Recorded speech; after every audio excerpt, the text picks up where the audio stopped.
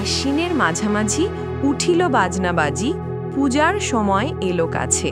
হ্যাঁ, মায়ের আগমনের বার্তা নিয়ে চৌকাঠে শরৎ এসে হাজির। তার সাথে আমরাও হাজির আপনাদের পুজোর গল্প শোনাতে। আমাদের সোনার বাংলার আনাচে কানাচে ছড়িয়ে থাকা ঐতিহ্যশালী নানান পুজোর একের পর এক খোঁজ দিয়ে চলেছি আমরা। আজ তেমনই আপনাদের শোনাব ৩২১ বছরের পুরনো এক দুর্গাপুজোর গল্প। দাঁড়ান দাঁড়ান, শুধু পুজোর বয়স শুনেই চমকে উঠবেন না। সম্পূর্ণ বৈষ্ণব মতে হয়ে আসা এই কুঞ্জুঘাটা রাজবাড়ির দুর্গোৎসব নিয়ে রয়েছে আরও এমন সব তথ্য যা সত্যিই আশ্চর্য করবে আপনাদের। চলুন আজ ঘুরে আসি মুর্শিদাবাদের কুঞ্জুঘাটা রাজবাড়ির ঠাকুর দালানে।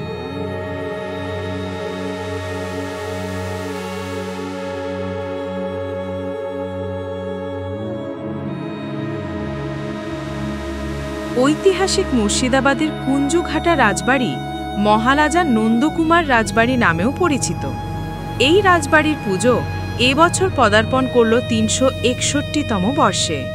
পুজো রীতিনীতি নিয়ে জানার আগে একবার বরং চোখ বুলিয়ে নেওয়া যাক ইতিহাসের পাতায়। ১৬৬৪ খ্রিস্টাব্দে মহারাজা নন্দকুমারের পিতা পদ্মনাভ রায় বীরভূম জেলার ভদ্রপুর গ্রামে সর্বপ্রথম আয়োজন করেন এই দুর্গাপুজোর। পরবর্তীকালে দেওয়ানি লাভের পর বীরভূমের কাঠামো এনেই মুর্শিদাবাদের এই রাজবাড়িতে প্রতিষ্ঠিত করেন মহারাজ নন্দকুমার রায়।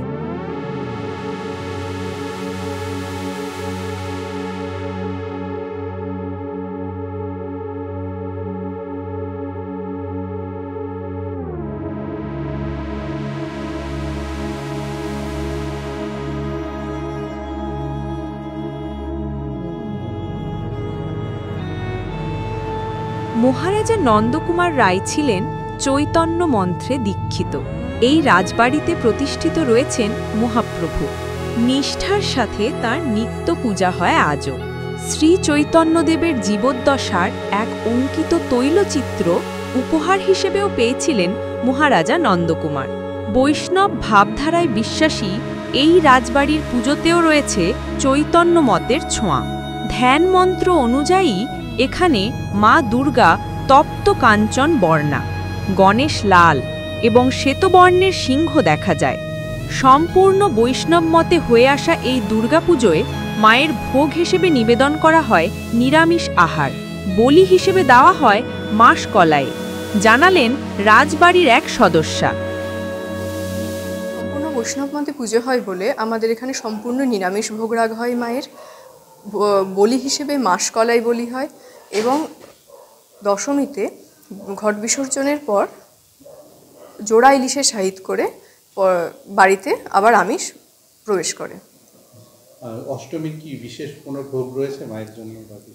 না, বিশেষ ভোগ বলতে আমাদের যেমন রয়েছে সপ্তমীতে ৭ ভাজা দিয়ে হয়, পোলাও, অন্নের ভোগ এবং বিভিন্ন রকম তরকারি, চাটনি, মিষ্টি, এইসব পায়েস, এই সমস্ত কিছু হয়। যেমন অষ্টমীতে ৮ ভাজা হয়, এই বাকি সমস্ত কিছু এক হয়। নবমীতে ৯ ভাজা হয় এবং বাকি সমস্ত কিছু এক হয়। এবং নবমীতে মা দুর্গার সাথে সাথে শ্রী চৈতন্য মহাপ্রভুর ভোগ হিসেবে খিচুড়ির ভোগ হয়, পোলাও হয়, খিচুড়ি হয়, এমনি অন্নের ভোগ হয় এবং মা দুর্গাকে কচুর শাকের ভোগ দেওয়া হয়, সেদিন কচুর শাকের ভোগ হয়।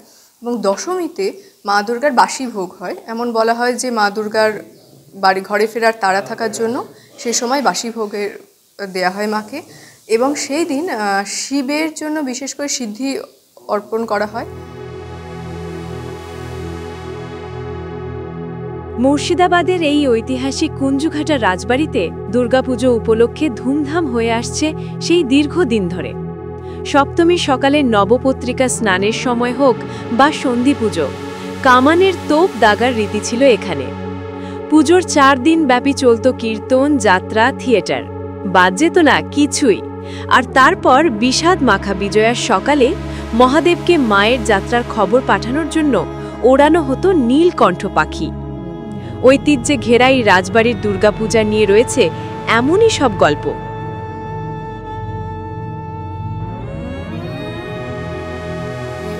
মানুষেরা কাঁধে করে মাকে নিয়ে যান এবং আমাদের ঘাট রয়েছে সর্বমঙ্গলা ঘাট। উনি আমার দাদুর মা রানী সর্বমঙ্গলা দেবীর নাম থেকে ওই ঘাটের নাম হয় সর্বমঙ্গলা ঘাট।